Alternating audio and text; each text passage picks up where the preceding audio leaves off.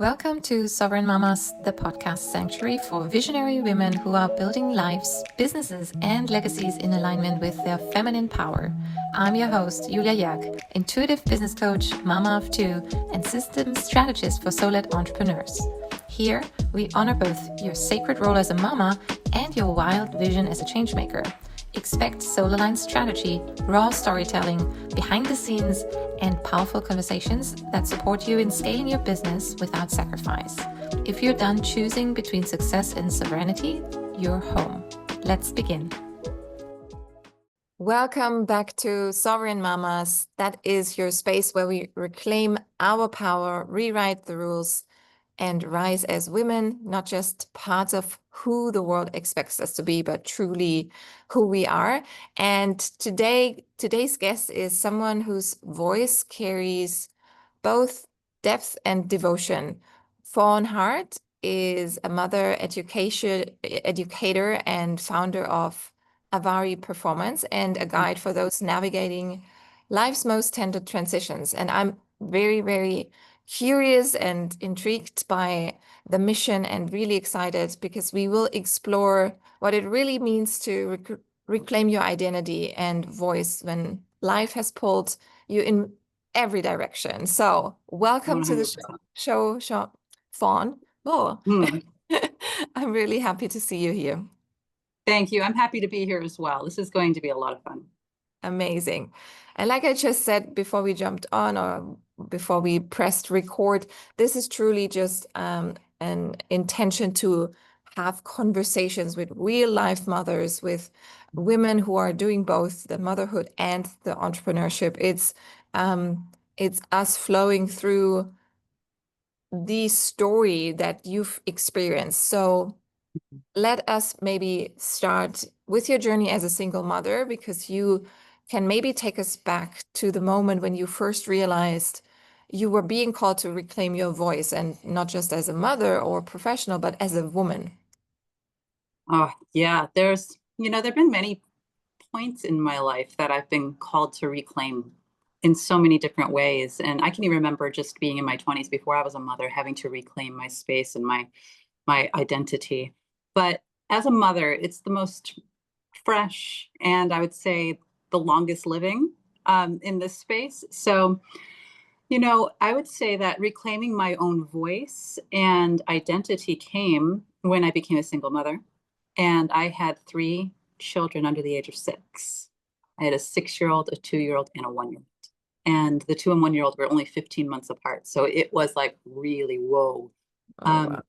Yes. And in reclaiming that space, I think I had attached my identity in so many ways to myself as a mother. I was a stay-at-home mother at the time, and I was married.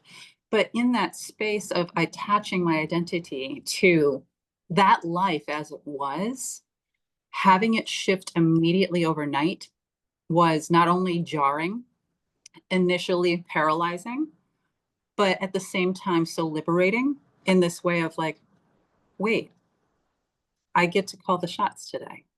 I get to call the shots for everything. And that can seem overwhelming to a lot of people, myself included, for sure. But I saw it as this hurdle that I was willing to run and run toward and jump. So it was this freeing moment where I was like, okay, well, I get to reclaim this.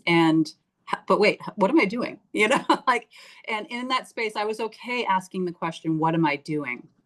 But throughout the journey of becoming a parent to growing children, a single parent to growing children, that reclamation has had to happen in phases, of course. In the phases of toddlerhood and all of that, you are in the weeds, in the thick of it, elbows deep, and in diapers and in feedings and all of that. That journey was really full of many hills, mountains, and potholes, because it wasn't just a linear path, as it usually isn't.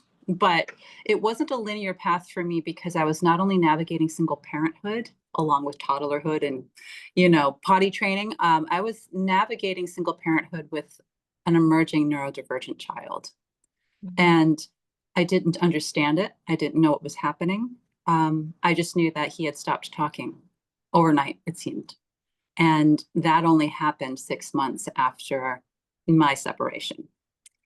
And he was in school at a Montessori with his big sister.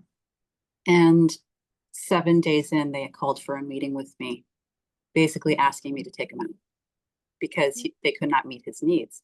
And I thought, well, he doesn't have many. He doesn't say much. He likes to gather books and look at them, but I wasn't putting the pieces together that he was gathering books in a hoarding sort of way. I wasn't, and he was lining them up, and he was two and a half. So and 7 days in was one day after his third birthday.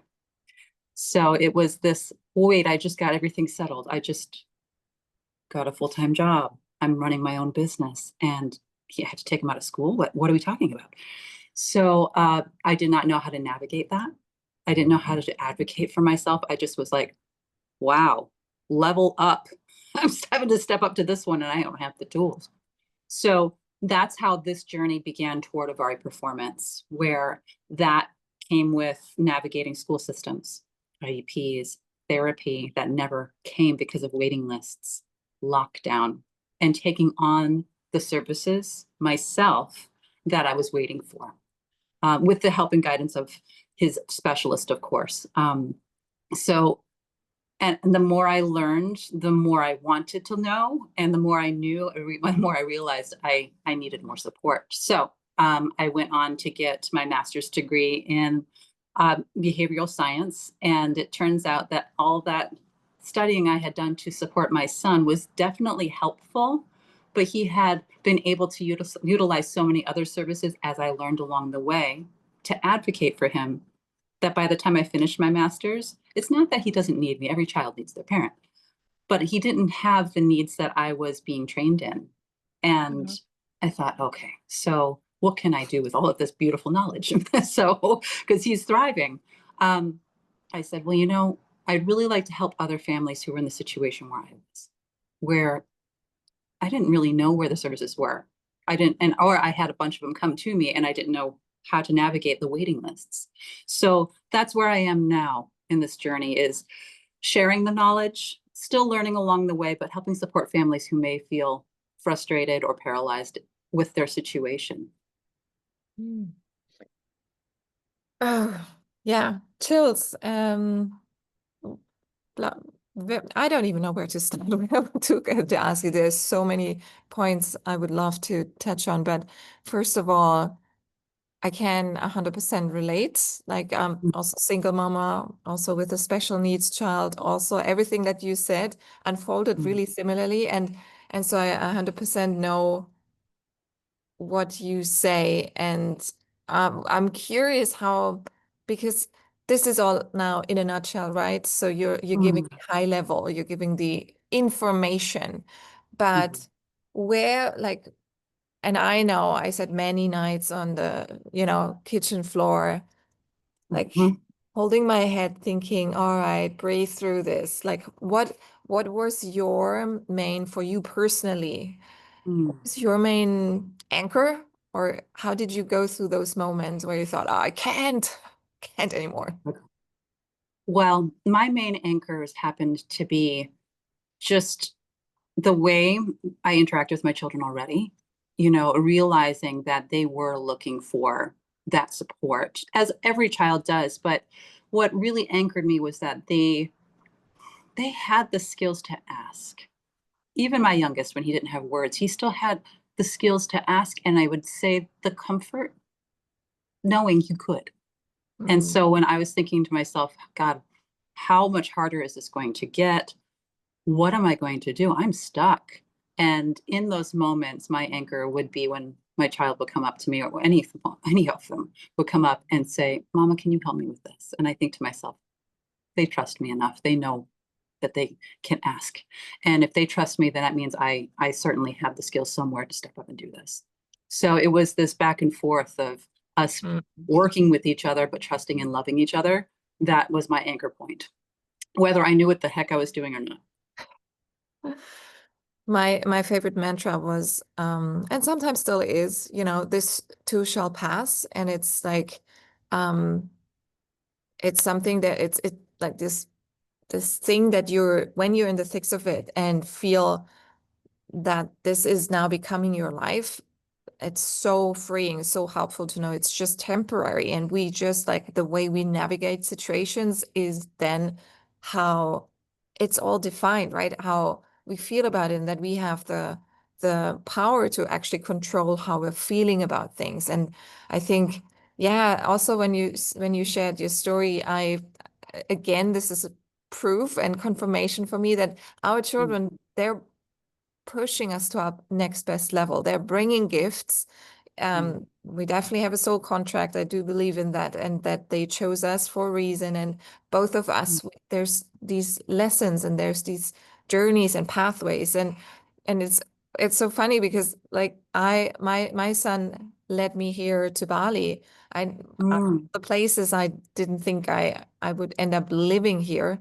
Um, mm, because I had been here before traveling, and I had already said this was the last time, and now I'm here, and I didn't see why, but I trusted so much in his needs and my inner voice, and once you come to from that place, then all the things that then I'm like sometimes sitting there, mm, sitting there watching, eating popcorn, watching my own life unfold because I know that I have done so much work and understanding what it means to really truly tap into your guidance systems that mhm, even though it doesn't make sense at the minute or for other mhm, people or what society describes as normal, it as long as you trust that and move forward, it will make sense.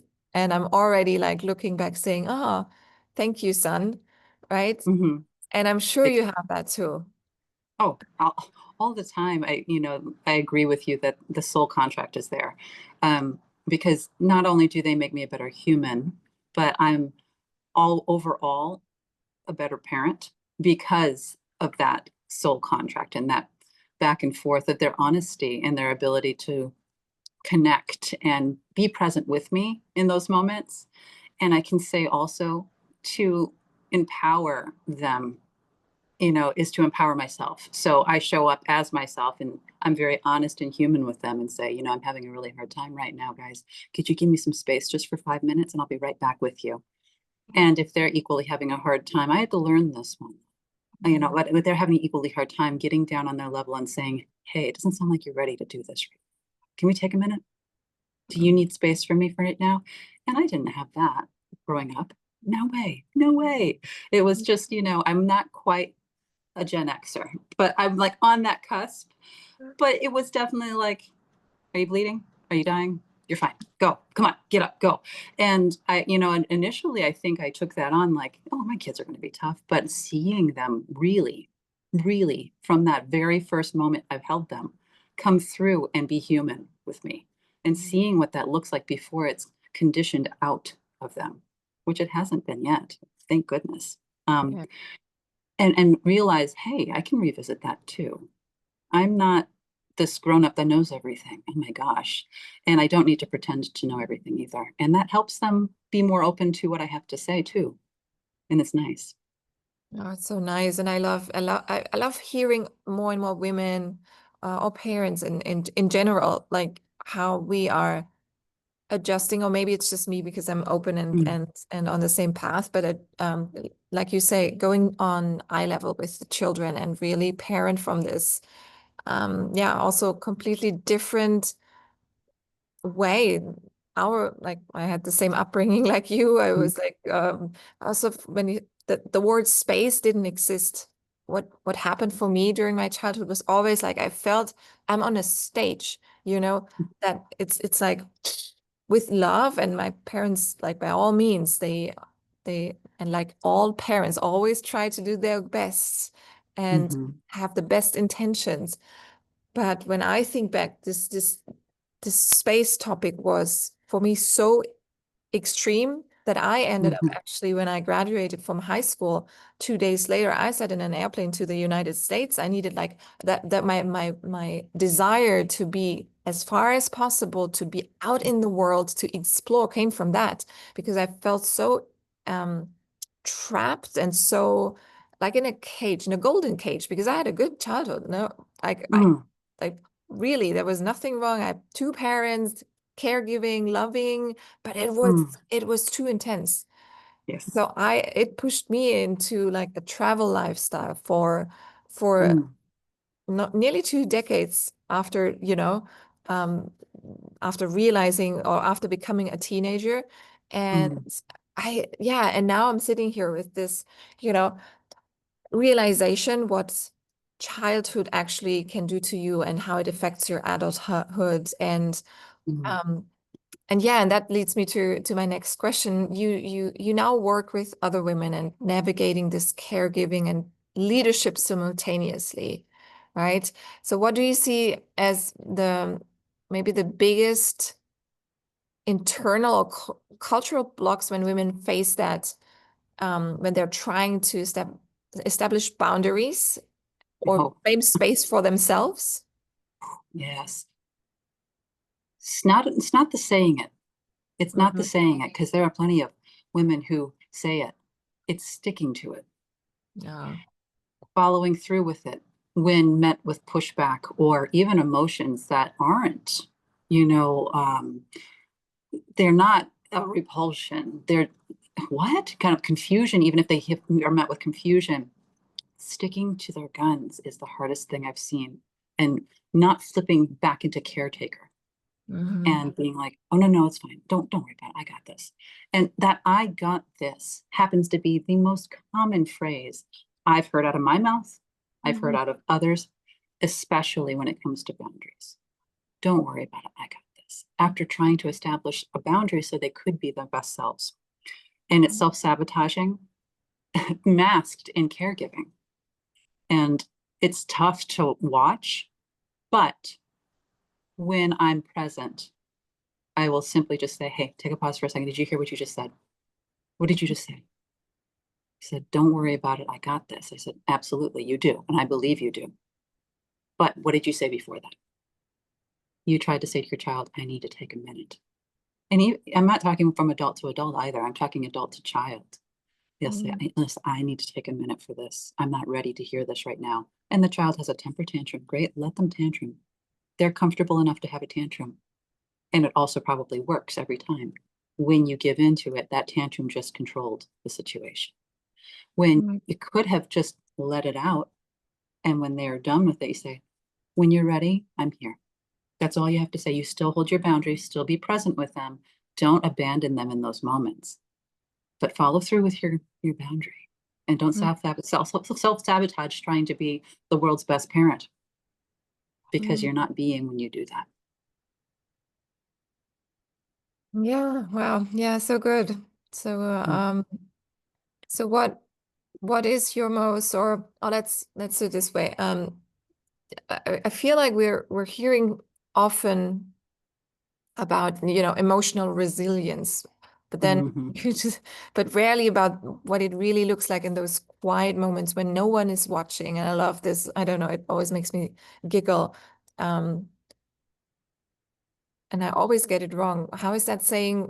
Dance if no one's watching. Mm-hmm. Yes, dance like no one's watching. Yeah, right. 100. Um, Yep. so, what practices or mindsets have helped you personally, like move through those vulnerable seasons with both strength and softness? Oh, the softness part has been my biggest struggle for a very long time, and not softness with others. Mm. Softness with others is almost fawning, which my name is Fawn, but hey, listen, I do that. I have done that, if only to avoid conflict. Mm. And the softness has been the struggle with myself. If I didn't follow through with something in my own self-sabotaging moments, Mhm. the softness with myself to say, hey, but you get to try that again. You know, talking to myself the way I talk to other parents, adults, educators, and children has been the largest struggle, but the biggest gift. And in that struggle, the gifts have been tenfold over versus this mental resilience. Emotional resilience has its weaknesses, and that's part of the resilience in my experience. Mental resilience has overridden my emotions for so long in the Mm. past, not currently. In the past, that I wasn't allowing myself to develop any new skills in emotional resilience. It would just be masked in this, I got this. Mhm. The wall.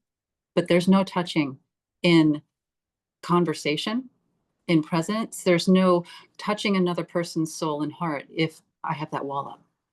I can't intellectualize conversations like this. So that part right there, I find the strength in the struggle of being soft. So in when I'm soft, I'm actually a lot stronger as a result. That's my buy-in. I will be there all day for that if I know it, in spite of how uncomfortable it has been for me and still can be for me on a daily basis. Mm. Yeah, I guess it's always a journey, like, and it's a process, and we're never really like done. There's no certificate saying now you're complete. There's no blueprint for being vulnerable. The Yeah. blueprint is your experience, and if your experience has largely been met with pushback, well, Hmm. do you think we're going to do that anymore? No, no. I can't say that anybody would want to, but try one more time. Just try one more time. There is a Japanese saying that says, fall down 7 times, get up 8. Mm. And I hear that one a lot at the dojo where I train. I train with a Soke grandmaster there from Japan. And it's something that's so deeply healing for me to hear, but at the same time alludes to what you just asked about resilience. You're allowed to fall, is the point. You are allowed to fall, but just get up one more time, just one more time. And Mm. that could be in the physical, sitting on the ground in the kitchen, going, what am I going to do? You can sit there, just don't make a home there. Sit there. Maybe put a sleeping bag down for a moment, rest, but get up. And when you're ready, you will know. And if you're not ready, still get up because you will find your way as you just start taking one step at a time. Mm. But yeah, that piece is that's the message I have in those moments of struggle still. You Yeah. can do get up. Hmm. And that's so true. I feel that is something that I see in business when I coach women through their struggles with their, with their business tasks, but also Mm-hmm. it applies to life with your children, with your personal. So that the key to everything is movement, right? To keep Yes. moving, even if you Mm, don't know, like you don't have clarity about your business goals, your personal goals, your how to handle and navigate those situations. But the worst thing you can do is staying stuck and staying in this one place. And even imperfect action is better than staying stuck. And mm, that has definitely like also been my yeah, my rescue thread throughout the life, because mm, when life didn't make sense, or when you felt like I have no idea like what I'm supposed to do here, at least mm. you know what's the next, like tiny little step. There's always one logical thing or one something that pulls you, and then go at least a little bit further, right? Yeah, Yeah. yeah. Breathing, internal movement, even if it's Mm, just breathing, you're doing something. The mm, more you breathe, even that box breathing kind of thing. Or if there's a moment where you are just like frustrated, do the deep breath, get it out, scream, do whatever you need to do. That's still movement. mm, That is still movement. And it's movement that's helping you to release what's in the way. And mm. it's usually here, sometimes here, everywhere. Like you just get it out and then Yeah. go. Yeah, I agree. Now let's talk a little bit like um about this, navigation of is the desire that sometimes is, or most often when we take on that mother role, and then on top there's other things that bury our desires as women, right? Mhm. They're buried beneath duty and exhaustion and other priorities, and then especially for single mothers. Um, Mm, so how can women begin to like reconnect with their desires and then start trusting them again? mm. Yeah. Oh, I love this one. This is so good. And there's so many different directions it can go. I would say, I actually had a conversation with someone else earlier in the week about this, and it was the Notting Hill conversation that we had, talking about what kind of eggs do you like? And I used it in this similar conversation and question of how do you get in touch with your desires? And I responded in a way that says, well, find out what kind of eggs you like. You know, it's not whatever the children are having or whatever my partner wants or what do you like? I'll like whatever you like. So yeah, that's the simplified version of find out what kind of eggs you like, and start. And if you don't know, then start trying things. For me, I had a wonderful education in my childhood in the arts. So my family business was a dance school and a ballet company. And Oh, on the flip side, another family business was they were electricians. So there's working with their hands, there's getting, in the mess of things on a very structural level. And then there was getting in here and in here and expressing. And they were side by side. And I saw this working together between my grandparents who were not married anymore, but they were essentially partners in life. And I was thinking to myself, wow, they're still able to do what they love doing, even though they weren't meant for each other. But I watched my grandmother, who, I knew she was deeply in love with my grandfather still, but it just didn't work out for them. And this denial of her own desires beside business. She was a powerhouse when she was 5'1.5". She would march in every parade with the dance studio. She was a majorette herself, ballet dancer. And one day we were driving in the car back to her house, and we always drove along this path along the river. And she saw an older couple holding hands, walking on the path. And she was not a woman for vulnerability. There was none of that. It was just like, well, grin and bear it was always her thing. And she looked like Judi Dench, no different. Okay. Tough cookie, always smiling unless she really wasn't happy about something. And then there was just quiet. But as we were driving, I remember distinctly her looking out the window at this couple. And then she looked back over the wheel of her car and she says, sometimes I wonder what that's like. And I went, what? She goes, yeah, I just think about that from time to time. And I said, well, would you ever explore that? She goes, nah, forget I said anything. And then she kept driving. And I thought oh. to myself, wow, this denial of her own desires. And in that desire, it was for connection. But she very much was on her own. I got this was her thing. And so for myself, I use that even now because I still am a single mother. Because in my space in my head, I am a co-parent, but I got this is my mantra for now with my children only. Desires for me now may not be about connection in that way, but it is about connecting on some level beyond my children. And this beyond my children has been an exploration of trust, not just of other people, but of myself to make good decisions, to be discerning. So in finding out what kind of eggs I like, are they good eggs or bad eggs I like to hang out with, right? So it's not the literal sense, although I do know what kind of eggs I like now. They're eggs Benedicts, and they're great. But I love them too. I do love them. I do love them. But this denial of connection has always been deeply instilled in me, just from watching other women in my family grow. I grew up around them and seeing them be powerhouses, but that small vulnerability, I remember that. So sometimes the desire to connect with others is overridden by the desire to connect with something I love to do. So in those little pockets of time that I have where maybe my children are with their other parent, I sit and say, all right, pause. You have a laundry list of things to do, including the laundry. You can do them. And I know you're going to get them all done today because you are that badass that's just going to go for it. And you're not going to stop till it's done. However, you're allowed to do 3 things. And I do this with my clients, both child and parent too. I say, if you have a laundry list of things to do and you don't know where to begin, or you're going to begin and not stop till it's done, prioritize your top 3. Organize them, prioritize them, and then only do the top 3. After you're done with the top 3, take a break and do something you love to do. So it's in that space that I say, you're allowed to do this, Fawn. You are allowed to do this. And, I do that. So it might be playing piano. Maybe I make time to go for a ballet class. My son's going to walk in the door in a minute. No problem. There he is. 1 second. Hey, I'm on a podcast right now.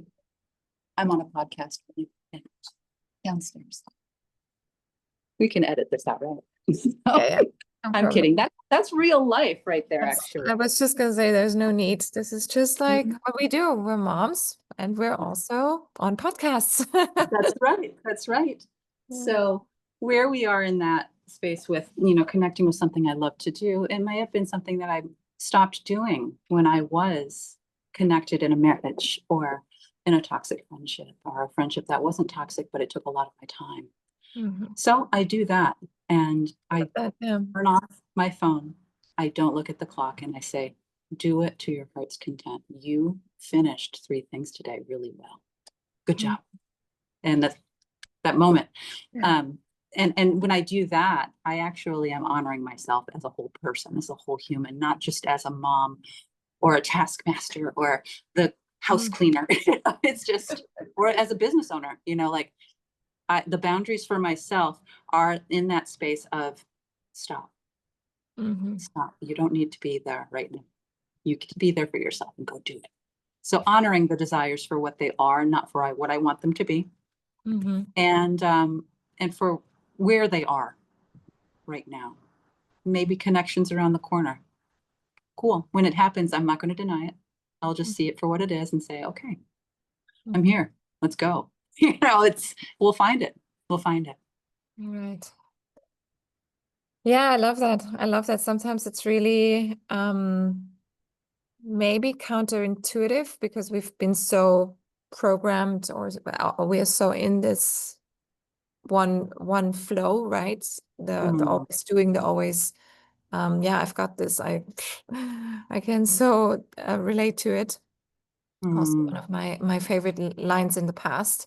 And now I'm just saying it's pausing, it's listening, it's tuning in, it's really letting life come to you also, not yes. always like this forward leaning, more the receiving mode, but you have to get there somehow, right? So you have to, this is you have to live through life in order to get to this point. And so looking at the clock, I have one more thing, and I would love for you to just like if you could speak directly to a listener who maybe feels like she's lost in she's lost herself in the juggling act of motherhood, carer, and then Mm, healing herself also. What would your heart want to say to her today? mm. You know, there's always going to be something else to do. Mm. There's always going to be that laundry list I already talked about. It'll still be there. You don't need to hyper focus on that because somebody will help when you need a minute. And if you are not 100% you, that that matters so much more on that list.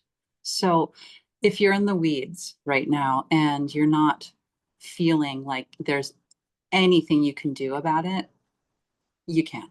You can. And I would say utilize that pause. Utilize that pause. Just take a minute, sit down, and know that you don't have to have all the answers, but you are very important.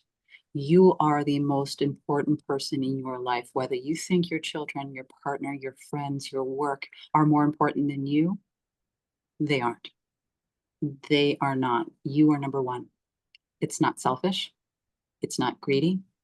It's not self serving, I've heard. Uh, that's human, is what it is. It's human. And so listen to that part of you that's talking and says, I can't do this anymore. Validate it, but add an extra word or two at the end. I Mhm. can't do this anymore right now. Mhm. I can't do this anymore. Or I can't do this yet. Right? Allow grace and space to grow so that you have some wiggle room to breathe. If you're constantly white knuckling something, you aren't going to be that whole person that needs to be living a life versus just managing a life. You can do it. Mhm. Beautiful, beautiful. Thank you. Thank you. Thank you so much. This, yes, this is there's some wisdom nuggets. There's hopefully inspiration for the listeners. So, thank you for taking the time and sharing your truth, your story, and cheering you on as you go. We're in the same boat, but yeah, I know we've got this. We have got this. Maybe that's the message that we can send out to the Yes. mom or the parent or the single woman Hmm, is not, I've got this. We've got exactly. this. I love that. That's a good one to leave there. I like that. Okay, and thank you to all our listeners today. And I just want to say, if this conversation maybe stirred something in you and a memory or desire or truth you've been quietly holding, you know now that you're not alone, right? This path of sovereign motherhood um, and being a woman out in this world today isn't about perfection. It's really about devotion to you're becoming of you're becoming the woman that you already are. And so if Mhm. we would love to hear from you. If you want to share something, take a screenshot, share it to your stories, tag us, or send us a message. We're here. And yes, until next time, keep honoring your truth and keep choosing your wholeness and keep rising. Lots of Thank you love. so much. Thank you. Of course.